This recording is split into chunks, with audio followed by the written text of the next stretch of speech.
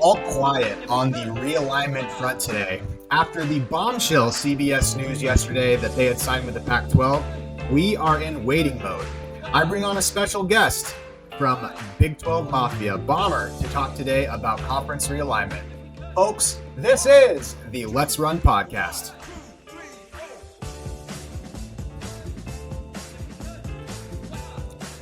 Hey, my man, how you doing? Welcome to the show. Thanks for having me on, Jason. I've been a fan, silently in the background for a bit. Oh, really? Yeah. So this is Bomber. He has a great Twitter account. I will link it in the description of the YouTube video that we're going to post. Big 12 Mafia, BYU guy. I am also a BYU guy. I graduated from BYU in 2020. And my whole family went to BYU, but I'm born and raised in Vegas. So I grew up kind of a UNLV guy, but I do love the Cougs. I do love the Big 12. I do follow that conference a lot. But I wanted to kind of welcome to the show. And I wanted to ask you kind of what has you, because I see you commenting a lot on Pac-12, Mountain West, mediation, conference realignment stuff. What has you connected to it? Why do you have an interest in it? For those that don't already know, I'm from Pac-10 land. Grew up in southeastern Washington State. We're backyard foes and friends at the exact same time. And I really have watched the demise of the Pac-12, for the last 3-4 years. Started commenting on it about 3 years ago, and it just frustrates me to see these schools that I've seen very high highs. Washington State going to the Rose Bowl. Oregon State certainly has had a good program, and to have them orphaned over nothing, they did. The conference was run into the ground on their own demise. It's frustrating for me. So, and then being part of Mountain West, obviously, as a founding member at BYU, we have history with the Mountain West Conference schools. And I live in Utah, and I care, about the Utah States and UNLVs. And it's tough times right now to watch these schools that have now essentially been relegated to the G6 model. Yeah, and it's also just like a fight for survival for these Mountain West schools and for both sides. I mean, like, obviously, I thought from the beginning that merging was the best option. They didn't take that choice. They had their reasons not to take that choice, and ultimately, you have to there's no point in sitting and relitigating that over and over and over again. Right. But the position that not making that choice has put all of these schools in, but especially a lot of the Mountain West schools in, is really perilous. Like really, really, really perilous. Because I just think, and I don't know if you agree, and I've said this repeatedly, I just think it's a market inefficiency to have both of these conferences exist in this form. It hurts both conferences. Obviously, the PAC being a better conference right now with the better Mountain West brands that left. Right. But the existence of the Mountain West still is not good for the PAC.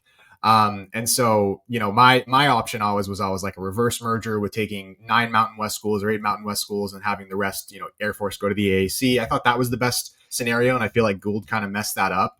How is your impression specifically of this Mountain West Pac-12 part since October?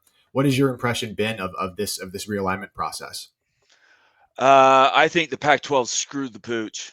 They blew the move for Mountain West 6, which would have included UNLV.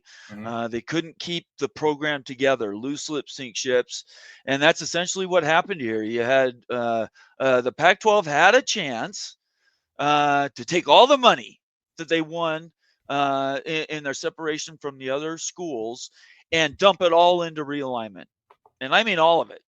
They should have done everything they can, one, to secure their backyard. That would have included UNLV. And then I think they needed what I don't know if anybody else started doing it, but I started calling them the AAC4 right after it happened. And that would be South Florida, Tulane, let's see, Memphis, and who am I missing? UTSA. Yeah, Probably. UTSA was the other one. Somebody in Texas at that point. And it just stupid right now. Well, what do we have? We have 3 stages. We have the P2. Anybody who denies that, I'm in the Big 12, and I can even say that out loud. The 2 conferences that are dominating everything have a majority of the viewership, about 75% in the United States. Then you have the Big 12, which has got about 20 percent that it isn't in the P2, and then everybody else is fighting for what the other 10%, and that means the AAC, that means the Mountain West, and that means the Pac-12 are all cannibalizing each other. So specifically to go to what you were saying, it would have been cool to merge the Mountain West and the Pac-12, but as my partner Wild Ute says, you can't do that and bring on brands that aren't going to bring value. All they will do is drag down the value of the entire group. So you have to make a choice. Either you get the best brands and try to put something together, sort of as a coup, or you do something like a merger or a reverse merger, eliminate all the fees and the countersuits, and then just deal with the reality that it is what it is. The Pac-12 and the Mountain West are what they are, and try to become that best of the rest conference. I still think they can do that. I still think there's a possibility to make that work. But the longer this drags out, the worse it gets. And I think at this point, you're looking at a Texas State and an 8-game schedule. I can't think of Yeah. anything else to do. Well, I kind of flatly disagree that the bottom of the Mountain West was as like lacked value in the same way that a bottom of another conference would, Sure. because the biggest single asset that Mountain West schools have always had over even schools in the AAC, even though the AAC has a very good media deal, a lot of that's tied to the military academies and Memphis being a very good brand. And obviously they're willing to take a deal that with ESPN Plus that provides them more liquid cash up front, but it also limits their visibility Right. on major networks. So they took a deal.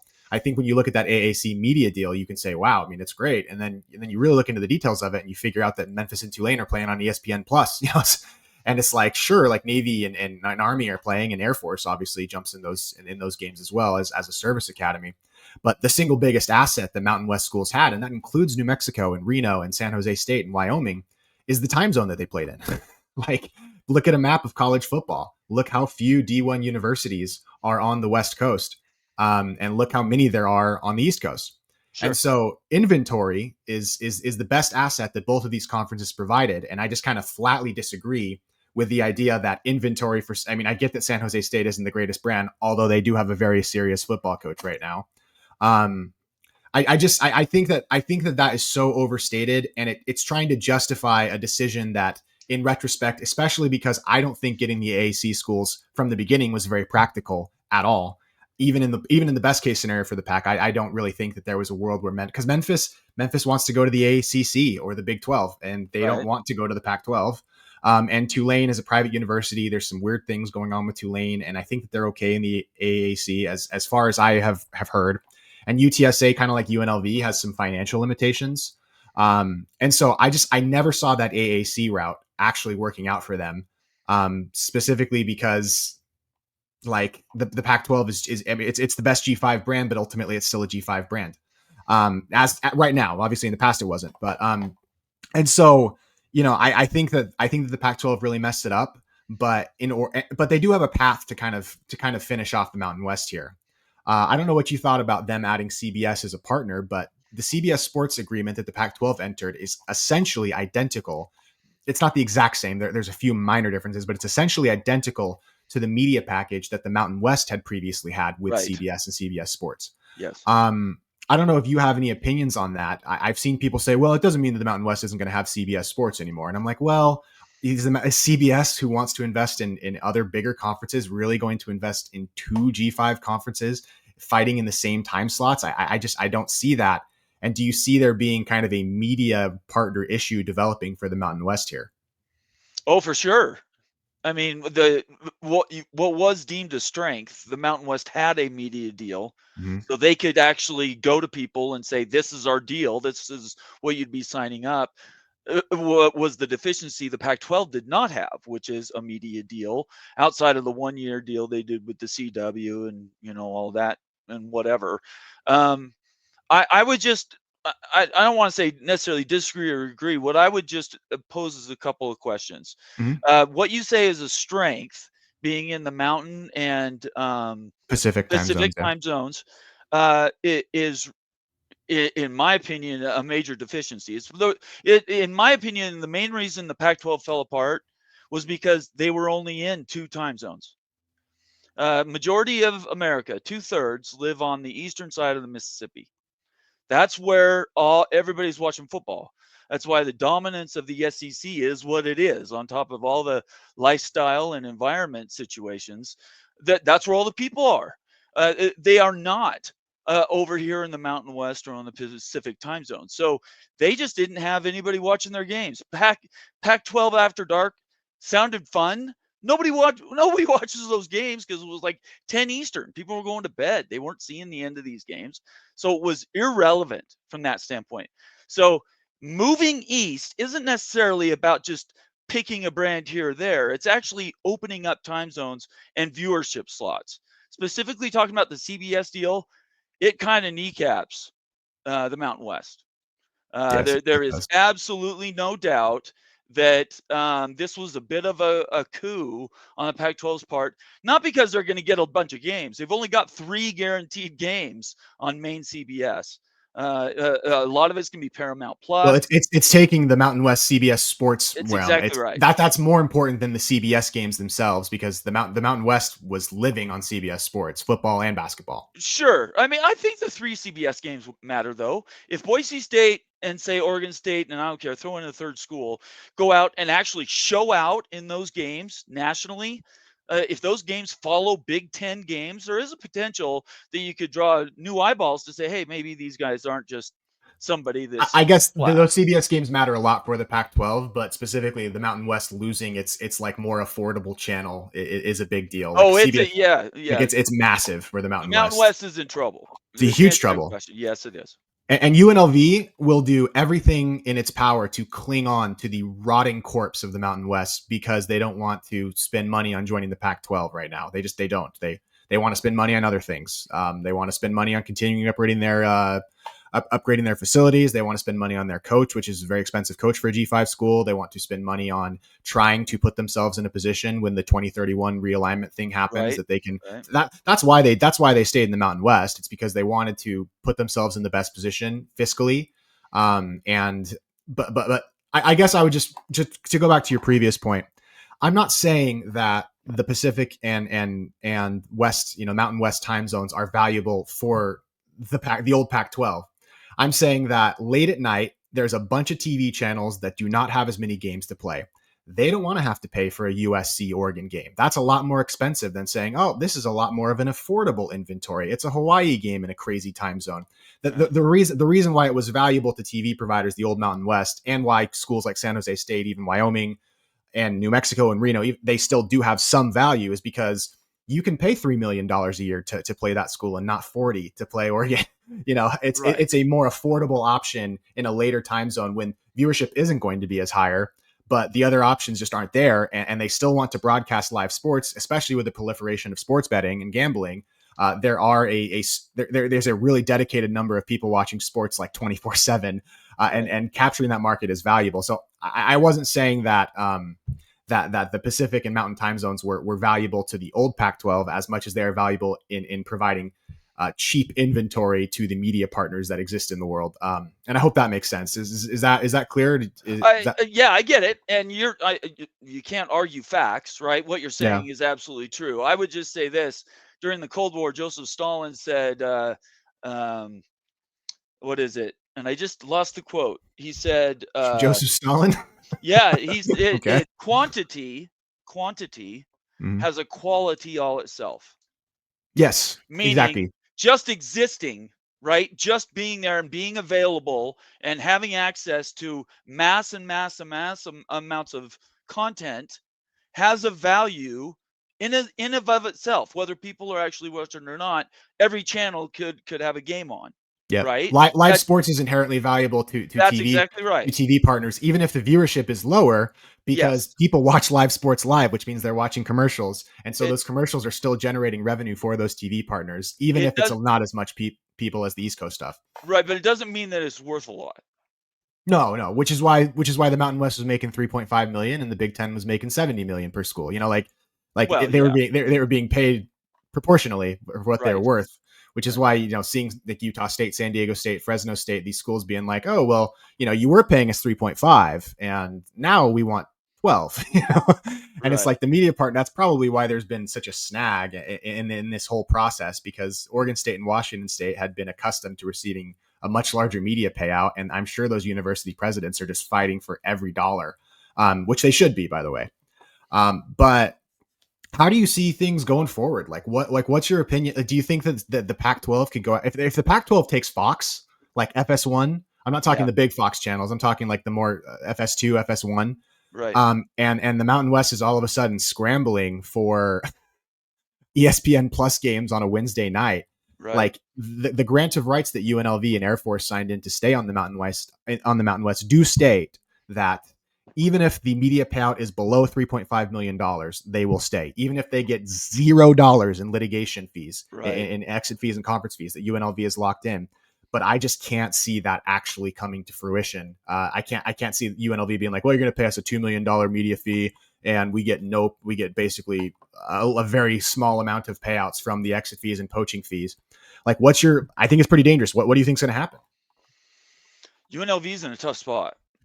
They took the deal with Mountain West because it was going to be a lot of cash output, 18 million, something like that. Air Up front, Force. it's 25. It was a Okay. $14 million initial lump sum payment, which I Okay. think is kind of the sticking point here. Normally, conference exit fee payouts are kind of paid out over time, as Right. opposed to in lump sums. And so I think that's kind of what the negotiation here is like. Yeah, I mean, we'll pay you $10 million over 8 years, and the Mountain West is like, no, we want $60 million tomorrow, Yeah. um, which is a big difference. You know what I mean? I think those settlement and lawsuit numbers are going to dictate the outcome of both these conferences. If they don't settle, if they actually go to court and take the whole thing through, it'll drag both conferences through the mud. And at the end of the day, it's going to be a Boise State and maybe one other school that's going to rise to the top. Mountain West is in real trouble. There's no doubt about it. And honestly, it could have ceased to exist It if Air should it Force and to UNLV exist. had moved. It Um, should have ceased to exist. There's no reason for yeah, the Mountain to exist anymore. I can't disagree with that. I It's a can't dumb disagree conference. with I mean, having Northern Illinois and UTEP, and I actually think Northern Illinois was a pretty good ad, all things considered, as a football only member. A lot of 8-win seasons. that. Right. They've been to a New Year's Six bowl game in the last 15 years. I think they went in like 2011. Obviously, they beat Notre Dame last year. Like, that was a good ad. I think UTEP was fine. I actually don't think UTEP's that much difference in terms of value than Texas State is, to be honest with you. Um, I think they're kind of similar, although Texas State probably has a lot more upside because UTEP's just been so bottom beaten for Right. so long. Right. But I think Air Force is a really good brand. I mean, that's a brand that has value as a service academy, and they've four 9-win seasons and 2 10+ win seasons over the last 10 years. Wins over Power 5 teams in bowl games. I think UNLV has brand potential, and it does have a little bit of brand juice right now. I think hiring Dan Mullen specifically gave the people in Vegas a little bit more credibility with the East Coast people, because Dan Mullen's a pretty well liked guy. Across the country, except for maybe in Gainesville. I think that's where University of Florida is. And so I think UNLV has a little bit of power, but like, there is no reason for this conference to exist. And what do you think would be the best thing the Pac-12 can do right now? Even disregarding the terms of mediation, do you think it's going after Fox? Do you think it's like what do you think? I think CW is going to still be part of it for them. Yep, CW and CBS being granted that are going to be part of the media deal. Right. If they could get a Fox, any type of relationship with Fox, it would be a fantastic win. Yeah. They talk about a fourth member or going to an online party like an Apple or something. I don't see that working out. They need to get to 9 conference games, which means they need 10 conference members. Texas State is not enough. I No. think they need to pick up a couple more brands, and I don't know, maybe How do you feel about New UNLV in Mexico some State? way. Nah, I'm not feeling that for the Pac. I think Sacramento Texas State? State. I that's funny. I kind of like Sac State, So do not I, but I because don't. I don't think they're going to be available 2026, because I don't think they're going to have a waiver by then. But yeah, I like them too. maybe. I mean, that was kind of an arbitrary decision. They didn't really have anything backing it up. They said, "Okay, we want to be big," and the guy said, "Nah, come back It's true. later." If they get an invite to a Pac-12, that they could take back to that group and say, "Here we go. Here's our invitation. We deserve to move up." I think there's ways to work around that. Sac State is hungry. They want to spend money. Who cares if they come in and win 5 games or they win 8 games? It doesn't really matter. It's about the conference, and the conference has to grow. And I think it's better to be in California and Texas than to be in New Mexico or Wyoming or Idaho. Some of these are crazy ideas. That's what I would do if I was the Pac-12. Well, Idaho doesn't have another D1 program, and it illustrates how few options the Pac-12 has. I mean, it Right, is the right. AAC schools are out; Yes, none of them are coming. I The agree. Mountain West schools, unless they really kneecap the Mountain West, are completely out. None of them are coming, and so it's New Mexico State and Sacramento State. There is no, unless you want to go like from Louisiana from the Sun Belt. I guess you could maybe try going there, but I think that's too far east. And again, They've talked about geographically, that matching with Texas State. I don't know. That's geographically but it's a little too far east, and they're a yeah. little too secluded too.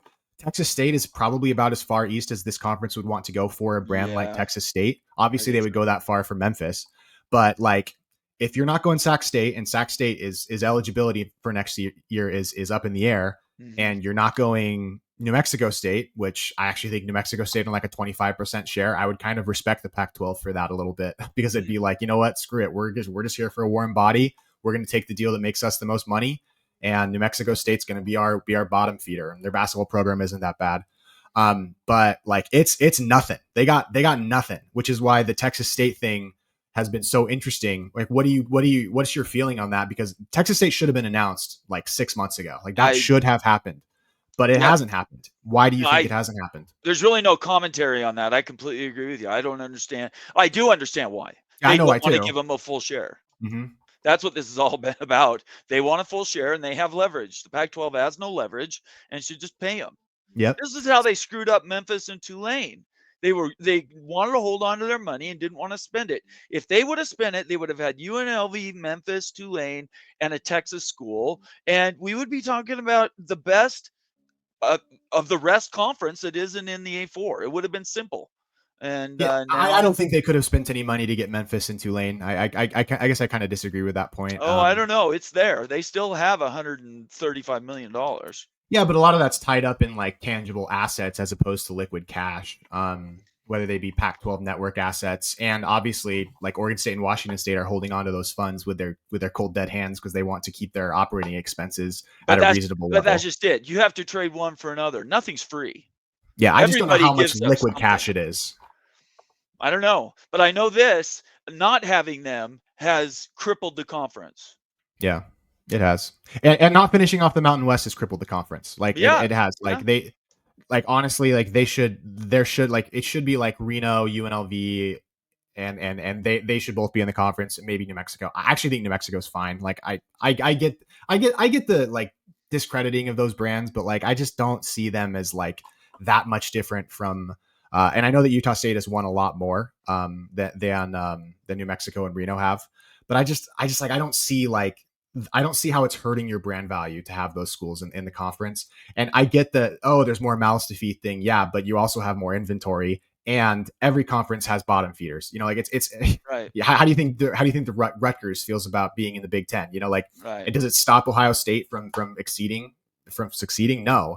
And that's part of the reason why UNLV stayed in the Mountain West, is because they thought, well, you know, if you're an 11 win or a 12 win group of 5 school, no matter what conference you're in, that includes Conference USA, that includes the MAC. Actually, if you go back to Western Michigan, you have a chance at the college football playoff. It's not like this group of 5 Pac-12 is going to have an auto bid to the college football playoff.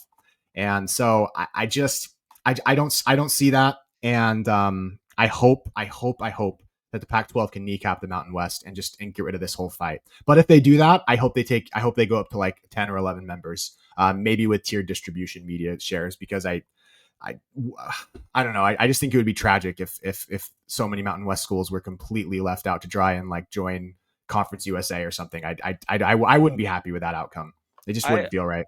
I think you have a good point. I mean, looking back, to just put a conference together with the best that you can get and basically eliminate your competition, I think the Pac-12 would probably take that deal right now.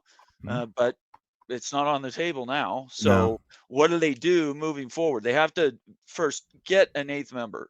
Yeah. Just get It's it Texas done. State. I mean, you're gonna have to. Yeah, and then finish your media deal and then turn the page. this is something we haven't talked about. We're not going to have time to talk about it today. But the Yeah. whole idea that the Pac-12 can get its autonomy back, to be back into those other, that club, essentially, it's an invitational.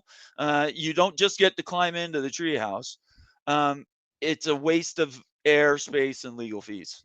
Yeah. They will never share that power again. And in fact, it'll be more consolidation. More schools will drop out. Bottom schools in the ACC, potentially in the Big 12, will cease to exist in the bigger, wider world of an Ohio State that can bring in $120 million Yeah. by itself. They're completely different universes, and I realize nobody wants to talk about, especially in Pac-12 land. But in my opinion, it's better to deal with the reality that's in front of you, quit worrying about the historic past, and just try to be the best you are right now. And that's what Boise State's doing. Everybody else should be copying them.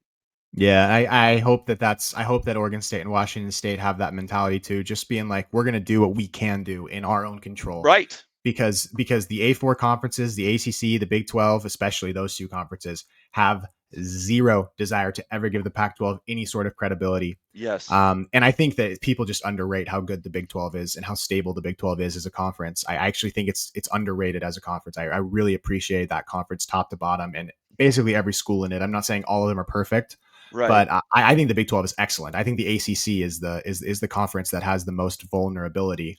Um, Sure. and and I think that people in Vegas have kind of come around to that, and that the ACC is actually kind of more of a goal for UNLV in the long term, joining a Western pod with Stanford and Cal, and basically trying to create like a and maintain autonomous conference status if they can. I think that's probably going to be but we just don't know. Like we don't know Yeah. what 2031 is going to look like. We have no idea what that's going to be. We have no idea No. which schools are going to leave it. We have no idea how much power they're going to have, and so it's just crazy times, man. But do you have any other kind of closing thoughts before we finish it out? I want to make sure I gave you a chance to say everything you wanted to say. Oh, no, for one thing, thanks for having me on. This has been a Yeah, bunch of fun. I would just say this. You can count your money in the bank all you want, but if you're not a growing concern, all the money in the bank does you no good. So if you're not out reinvesting in what you have in your hands this second, maximize your NIL potential, maximize all your booster money, maximize your facilities, anything you can get from the state if you're a state school, and be yourself. Quit worrying about what conference you're in and just be yourself, which is essentially the Boise State model. They've earned the respect everybody else wants to just walk into. And I'm not dissing anybody, but UNLV just hoping for an invite because they have a professional stadium and they are in a media monster in the United States is not going to do it. no, they have to The prove it on the field. invitations of the Rutgers of the world are not happening anymore, and I don't think UNLV even has a chance at a rebuilt ACC. In my opinion, I think they're a great place to go watch a show. Nobody wants to live there. Well, there's about 2 million of us that would disagree with you here Yeah, well, down in that's Southern me Nevada. because I don't like 120 degrees. So Oh, I love it. I love it. I love everything about Vegas. I think it's the greatest place on earth, and I would just say that I think that UNLV absolutely does have a chance. I don't know that it's staying in the Mountain West. I think that they do have a chance if they can continue raising the money and because there's enough money here. There's enough money here to raise that if the university gets better at it, which we've had some really good signs lately about new investors coming into the program, and the Raiders have an annualized donation that's come up recently. That's been really helpful to the football program. well, you've got 5 years to do it. Yeah, that's kind of the You have thing, 5 years to do it. and the Mountain West, if there's anything that it does provide you, if it gives you the liquid cash, it can also give you a chance to go out without exit fees, which I think is useful. I mean, it's not Right. irrelevant. Like I'm not saying that it's only useful if it comes to fruition. But if UNLV could go to the ACC and say, hey, we're good with a 40% share, like add Well, us they in. could do SMU and say 0. Yeah, I don't think we're gonna do that. I don't think we could afford that because SMU had some donor funding They to do. make up You'd have for to the. find a booster or two that's willing to underwrite the entire program. But it is a path. I mean, Like what you're I'm telling you, describing it's a could path. happen. It's narrow Yeah. though. It's Yeah. narrow, but It is. but it's a path. And winning and continuing to build your own brand. I think 10, 11 win seasons is how many of those in a row can you get?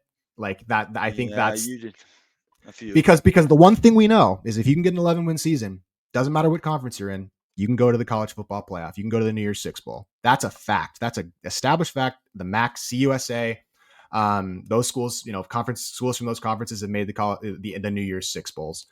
So if you can do that, and you're still risking, getting locked out by a 12-0 Pac-12 school or a 12-0 AAC school, but if you can give yourself a bunch of shots at the apple, but it all has to work out. They have to get a media partner. They have to get, Yep. So it's crazy times, man. But I will put everybody. I will put your Twitter handle on the description of this video. Is there any place you want other people to try and find your work? What you do? Besides there, you can see my name and handle underneath my picture here. Just College Football Mafia. We've been around for a couple years now and whatnot. We cover realignment, all of college football, and pretty much just big fans of the sport. So Cool. I appreciate you letting me come on. This has been a lot of fun, Jason. All right. Well, go Cougs. Appreciate you. Go Cougs. You See bet. ya. Bye-bye. Peace.